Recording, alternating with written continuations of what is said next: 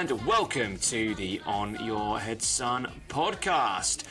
We've got another fun week full of football chat for you. And first, let me introduce you to Matt. Welcome, Matt. What shirt are you wearing today? Thank you very much, James. Lovely to be here, Yeah, I'm wearing a Graziano Pella fake Italian one here, so another little rip-off one, dodgy one, but yeah, it's all good fun. It is all good fun, and Graziano Pella was a very, very handsome man playing for Southampton, and I'm sure he wore some fake shirts in his time as well. Andy, welcome. What shirt are you wearing today? I'm wearing La Vienna FC, which isn't from Austria. It's from Egypt, Division 2, made in 2020.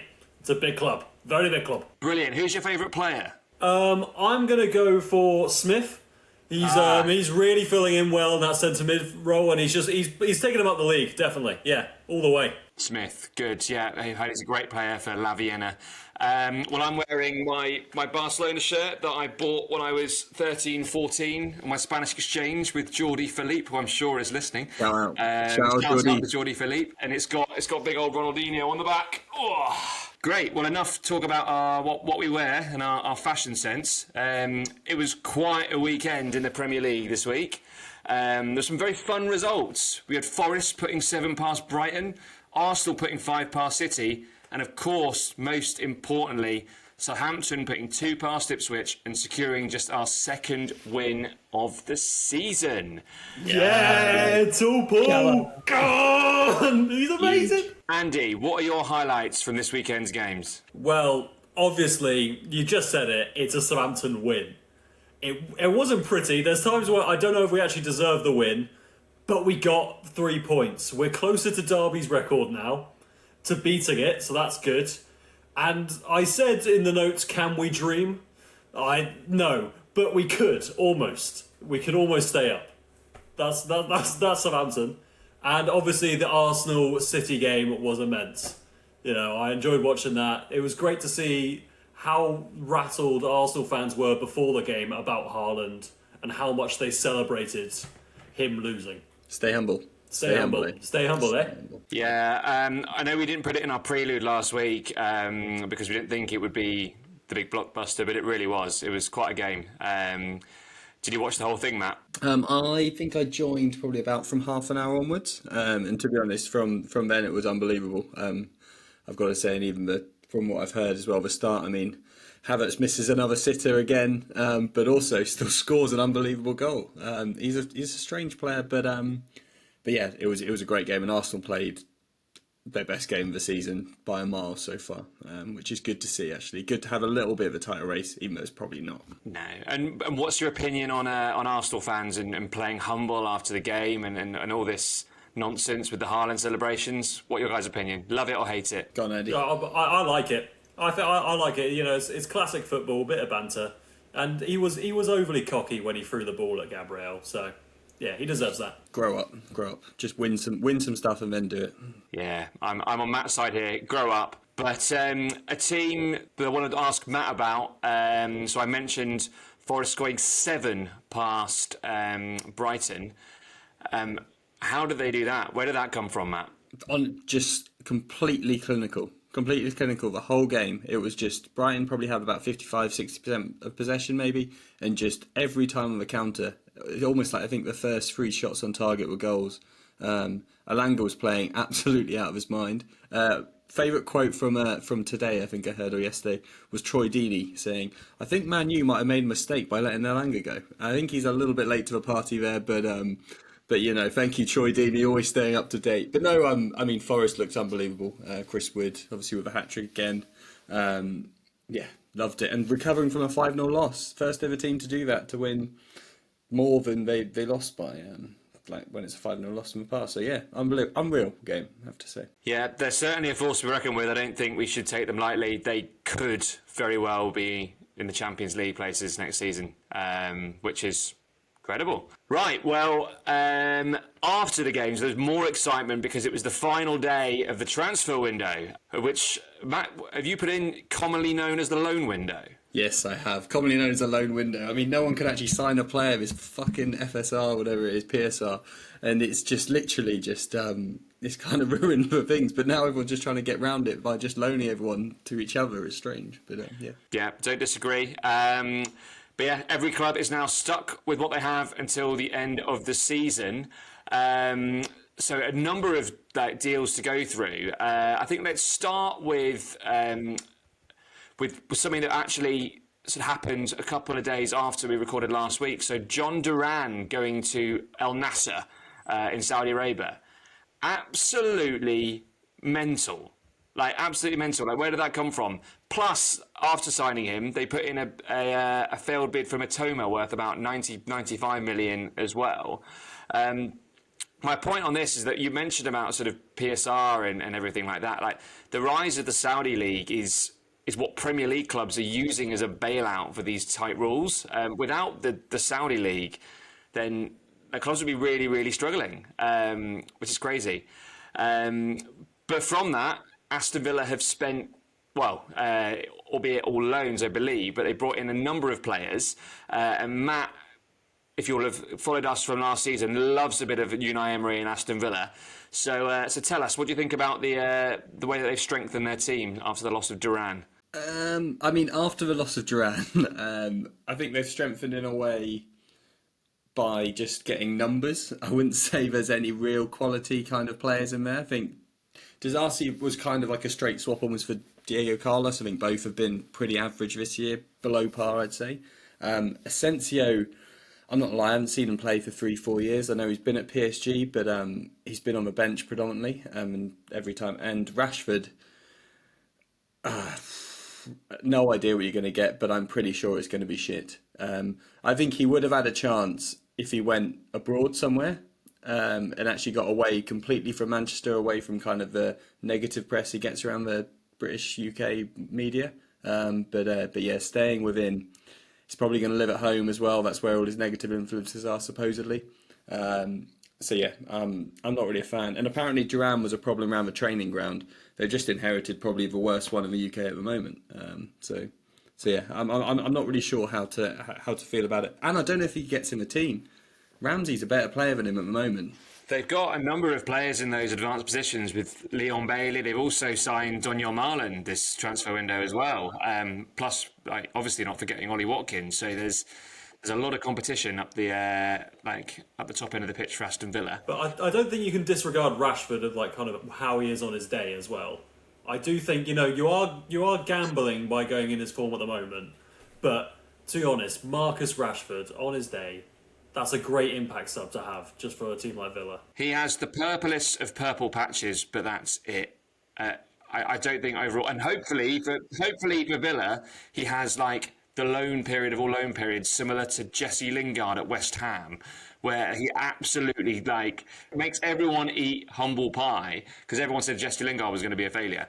Yeah, hopefully Rashford does that for Villa, but I don't see it personally. Was Jesse Lingard a failure? No, Jesse Lingard was not a failure. Well, I mean, he was. Straight after it, they signed him for 40 million, and then he was absolutely he was completely rubbish. Bombed, didn't he? So he just fooled everyone. That half a year in Which is probably COVID. what Rashford will do. I think exactly the same thing as well. No, I've got faith in Rashford. Andy, quick other questions for you. So the other big spenders, well, the big spenders actually, not the other big spenders, because these weren't loans, these were all signings, were City. So City have dropped off from what they normally are, and they've signed a number of players. I think the total's around 180 million. What do you think of their business, their signings? If you look at it, I think it's the owners panicking a lot of seeing the position that they're in, seeing kind of how it's not adapted to, Pep hasn't adapted with tactics to fix the Rodri situation. They're throwing money at it, and I would say it has to work financially, but they've got loads and loads of money, so it doesn't really matter there. And Pep's not going to lose that job. But it does feel like a lot of panic buys. They've got a centre mid in, they've got a centre back in, they've got an attacking midfielder. Is he a striker, attacking midfielder, Mamouche? A bit of a mix of both. So yeah, I mean, if they don't work out, it's going to look like a terrible January for them. Because 180 million in January is ridiculous when no other team is spending that much, anywhere near that much. I find it bizarre that they brought in the centre midfielder that they needed on deadline day. That was the one that was crying out. And to be honest, they probably should have brought in two players in the middle that could control the game. They brought in one right at the end of the transfer window, and the other sort of the young centre backs, yeah, they do need them for the future for sure. And Marmoush, I think, is actually an embellishment rather than anything else. They've got good forward players, City. The problem has been the control in the middle of the pitch. But they do have a lot of injury problems going forward, those like forward players. Yeah. Like with the De Bruynes and with Foden's and stuff, they can be out for quite a bit. So it's quite good having that consistent player. I think, to be honest, what Marmoush brings anyway, particularly, is that energy that, to be honest, none of the forward line really have anymore when you watch him at all. So I think that's what Marmoush brings, particularly. But yeah, I agree with you on the centre mid. The fact that took until the 3rd of February, when it was literally probably should have been done 1st of January. And I'm sure this was probably already agreed before that. So why it took so long, no idea. Could have been a thing from, was it Porto they signed him from? They wanted to keep him maybe for the rest of the Champions League games or something. But yeah, don't know. Yeah. No, I 100% agree. Well, there are a number of other sort of transfers throughout the window that I think we'll skip by. But another sort of big thing that happened last week was the end of the Champions League. Not the group stage anymore, just the Champions League. League? I guess so. I guess I'm going to say my opinions straight up. Get ready for a full-on rant. And this is about the whole league as a whole. It's not just last week's game on the Wednesday, whether with like 18 games on at the same time. But I think that the league is absolute shambles. I've really tried hard to get on board with it. But the reality is I have no interest whatsoever. There was no jeopardy, and the whole thing was the giant safety net for the big teams. Every game I watched felt like it didn't matter. There were more games between big teams, but it just felt like watching a ton of pre-season friendlies, like having AC Milan versus Liverpool and Atlanta, or Real Madrid versus Bayern Munich in Sydney. It was so boring. Now we've got the knockouts. We should finally get that bit of jeopardy and excitement we need.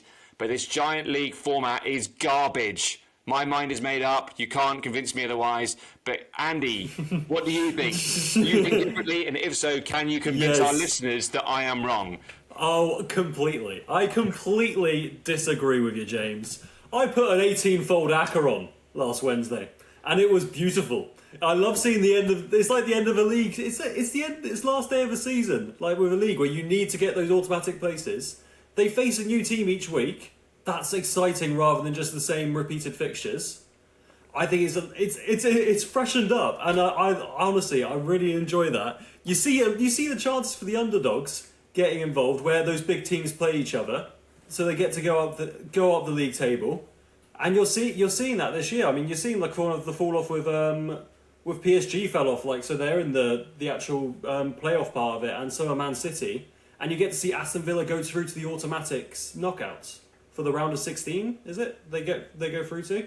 So yeah, I really enjoyed it. I thought it was entertaining, new to watch, and yeah, it was great to see them kind of go against each other in that final game, seeing how the other results were, and knowing that they had to get a draw or they had to get a win just to get within those places. Yeah, I loved it. Great. Well, we love contrasting opinions on this podcast. Matt, how are you weighing in on this? I'm going to side with you, James, but I mean, to be honest, I've heard it all before from you probably about 100 times now. And to say you've tried hard to watch this, you have not tried hard to watch this. You've been on strike from this. So come on, James, show a bit of honesty here. But no, I agree. It's a fucking awful format. You actually say that small teams will get a better chance. You look at the teams actually going out now. It's all the small teams. You look at the teams that have a chance of going in the playoffs. Man City should be out, and it would have been interesting actually on the last day, maybe, but they probably would have been out because it would have been like 6 points after 6 games, which is basically what puts you out of the Champions League group. PSG would have had to win on their last game. Bayern would have had to win on their last game. Real Madrid would have had to win on their last game. I think it would have been 10 times more interesting. And even Dortmund as well. You look at that. Like, there's a lot of struggling teams there, and I think the only reason that this one's been interesting is because of how bad the big teams have been, as opposed to the actual format. The format's a joke. It's not a league. You don't play everyone. It's not a league. But with the group stages, you're going to face the same teams, and they're not going to all be at the same quality as you. Whereas with this, they face completely different teams, the lower and the upper, not just the same teams in the group stage, so will get the same amount of points. I know I have a solution for it as well. It's very, very simple. They wanted to extend it to 36 teams. You get 9, so 4 groups of 9. They still play each other 8 times, but everyone has played each other within that league. It's really not rocket science. And then if you want to create a playoff situation within that, it makes sense. But a league where not everyone plays each other is just nonsense. It's not a league. It's just a bunch of friendlies for the big teams. That's our rant over. / Andy hopelessly defending the worst format ever. No, the best format. I think James being stubborn and stuck in his ways, I'd like to say. I am in my mid-30s now, so please do forgive me. But yeah, it's now time for our special feature. We are focusing specifically on one Premier League club. We're going to do that every week, and we are starting with Newcastle. Up the TOON indeed. Why are you, man? We recorded an interview earlier on with lifelong fan Nick Dorward. Let's cut straight to it, guys. So it's a big welcome to lifelong Newcastle fan and On Your Head Son fan, Dr. Nicholas Dorward. How does it feel to be on this prestigious podcast? Yeah, no, it's really a dream come true. I've been listening to this podcast. I grew up listening to this podcast, basically. So yeah, it's an honour for you to finally have me on. Big time. I mean, we're excited to have you, Nick. We're excited to have you. Making people's dreams come true. That's what we're about. Yeah, and Andy and I were not to ruin the podcast magic for your guests, but Andy and I were just discussing it's good to finally have someone from the north of England. My first question here about Newcastle is going to completely contradict that.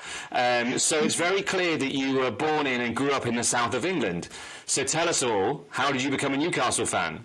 Yeah, I mean, there's really only one answer to that, and it's that Southampton is shit. No, I jest. It's kind of a weird one, and I'm not entirely sure myself. It's kind of 2 things, really. One is my brother was a Newcastle fan, my older brother, and you kind of do what your older brother says at that age. And then the other thing is that there's some tenuous story. My gran had at one time dated a Geordie. Although I don't know if you dated back in the 1930s, but whatever, courted or whatever they did. So as a true son of Newcastle, this guy's idea of a good date was to take her to St James's Park. She claimed to be a Newcastle fan, so I think that's where it came from. After becoming a Newcastle fan, what is your favourite ever memory as a Newcastle fan? Yeah, I had a lot of things rolling around in my head, and it's obviously going to be availability bias because I don't have a very good memory, but. There are a couple of things that spring to mind. So I can't remember the year. It was 2000, whichever year we first went down to the Championship, and we absolutely stormed it. And everyone talks about Newcastle not having a trophy, but they forget that we have 2 league titles in the last 10 years or something. So that was a good. I remember watching the game where we finally got promoted, and that was a good one. Then the other thing that came to my mind was Papa Cisse's random 12-game goal-scoring spree, including that absolute, defying the laws of physics shot into the stands that somehow went into the goal, and that was a pretty great moment as a Newcastle fan. Just that whole run, culminating in finish 5th, was quite enjoyable under the Silver Fox, Alan Pardew. But I think the one I'll settle on is last season. St James's Park, Paris Saint-Germain. I just like the feeling. Obviously, it didn't all end the way in which we hoped it would, or I think it deserved to end, because football's corrupt and referees will give Kylian Mbappe whatever he wants. But yeah, no, it kind of that drubbing of PSG was just incredible. It was good. I mean, particularly Gordon in the first minute, just running up to a crowd after doing one tackle was particularly memorable there for me. Yeah. I think that's the moment I knew that was going to be a special game. Every Newcastle fan talks about the old Champions League nights, and I'm kind of a bit too young to really remember those. So those were my Champions League nights. And also on I hope this isn't too soft for the podcast, but it was quite a special time for me because my wife and I had a baby. So after she bought me like a thank you, Congratulations. Congratulations. yeah, so like she bought me a TNT Sports or whatever subscription so I could watch the games at home. So although we lost most of them, it was just nice to kind of like, I was sat there with a little baby watching Newcastle in the Champions League. It's quite nice. So yeah, sorry, I actually failed to restrict that. I love that. It's getting emotional. To 1 minute. It's Well, yeah, I also thought your podcast lacked a bit of kind of emotional underpinning to it. So fair enough. Obviously, a regular listener, man. Obviously, that's all. yeah. We know how excited you are to be here. You know, the world knows. And we're all dying to know your Newcastle five-a-side team of all time. Yeah, so I think I'm going to have a back two of Fabian Schär and Fabrizio Collicini. Yes. And they're going to kind of like, they're going to dovetail that rush goalkeeper role. In between those two and kind of like the base of the midfield, I think I'll have Bruno. It's difficult to look past him just as a character, I feel, and kind of that Brazilian pedigree. I think he'd do well in kind of the more constrained environs of a five-a-side pitch. This is purely based on like five-a-side, not who I think was a great Newcastle player, but peak Hatem Ben Arfa, I think, would have to be in that side. I think I'd play him on the right, but ultimately, I think given that I've saved space with the goalkeeper, I'm going to put Isak on the left. Since Shearer, he's probably the best forward we've had, and there have been times where I've thought he's often been better suited on the left. Mm-hmm. And then there's only one man that can lead the line, and that's Shearer. I'm pretty sure you just said six players. Did I? Yeah. Do you know? I'll take Isak over. I'll take Isak over Shearer. So, as you know, Newcastle are flying at the moment. Let's say, bar obviously last week against Fulham, where they came a bit undone. What do you put that down to, and where do you think Newcastle will finish? In the Premier League as it is now, given how competitive those top kind of like 8 spots are, I just don't think you can go 3 windows without investing. Yeah, look, I think it's going to be 6th.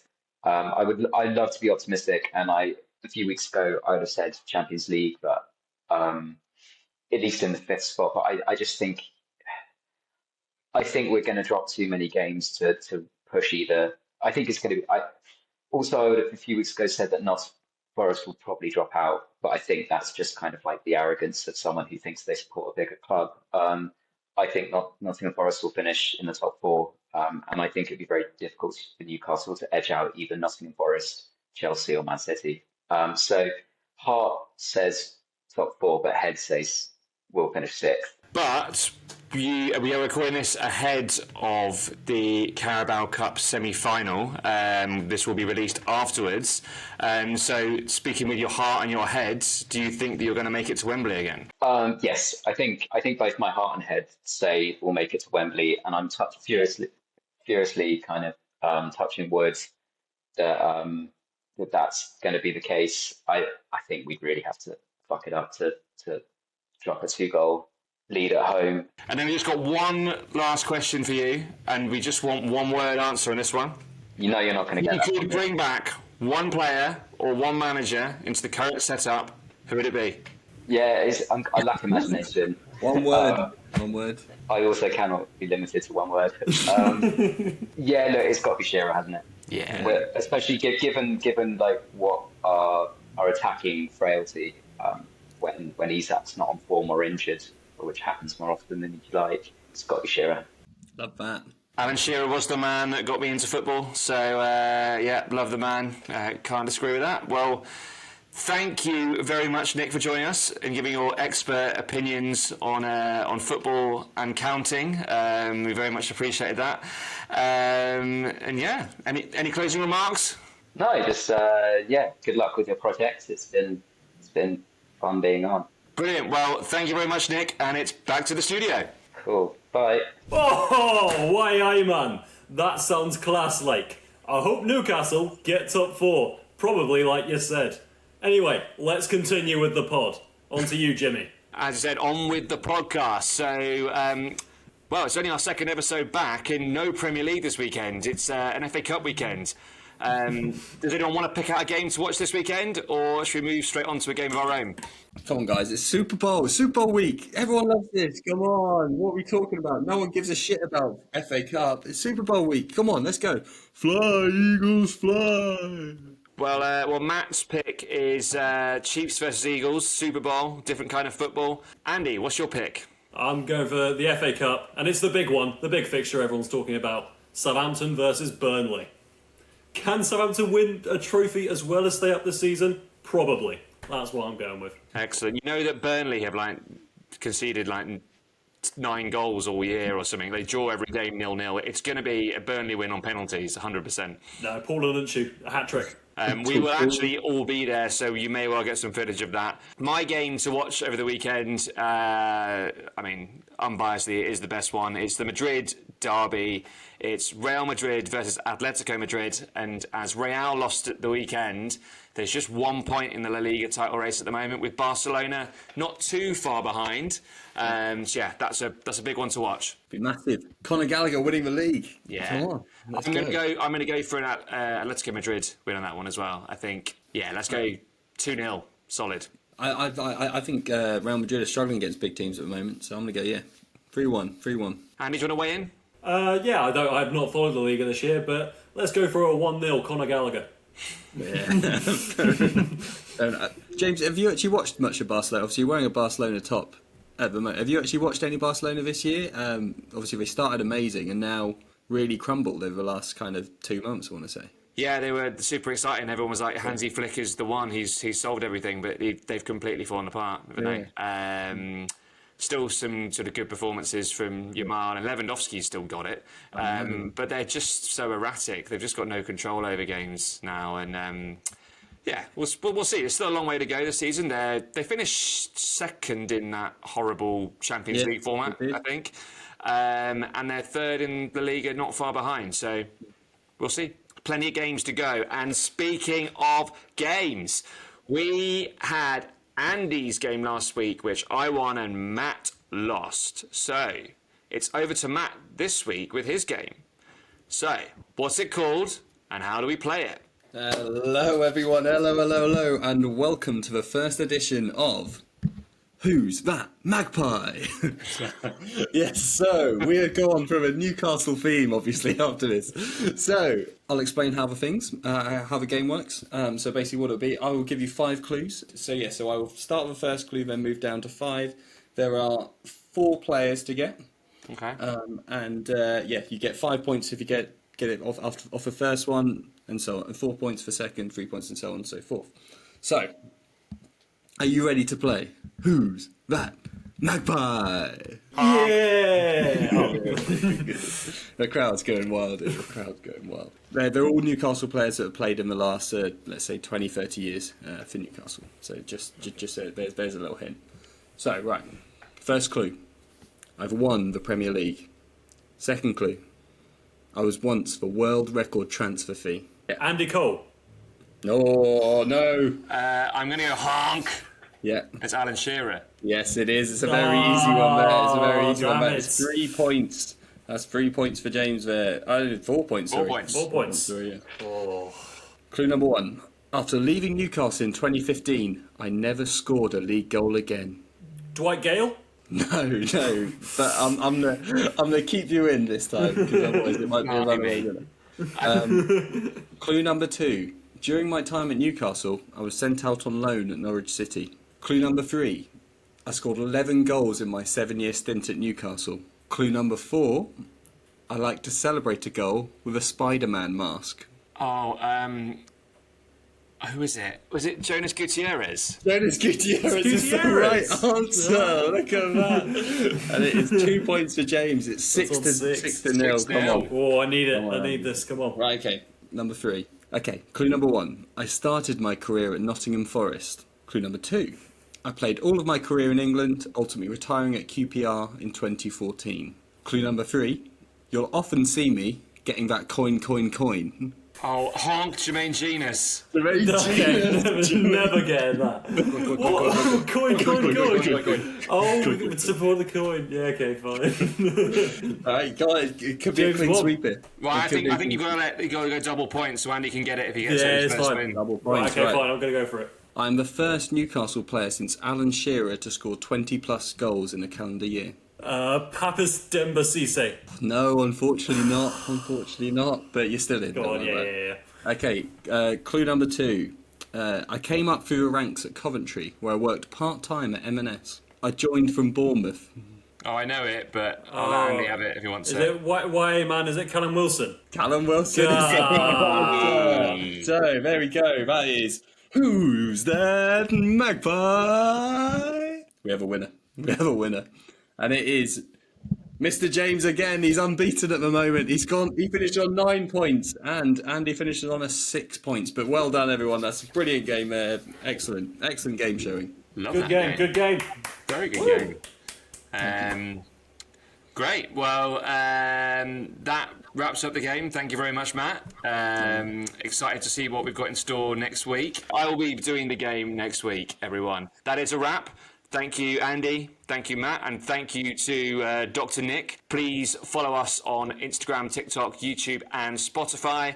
And until next time, remember that it's on your head, son. Not off your head. Son. Yay!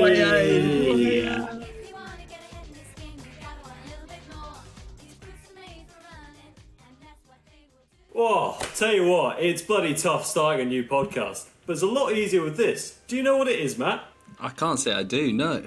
Well, I'll tell you what it is. It's Riverside.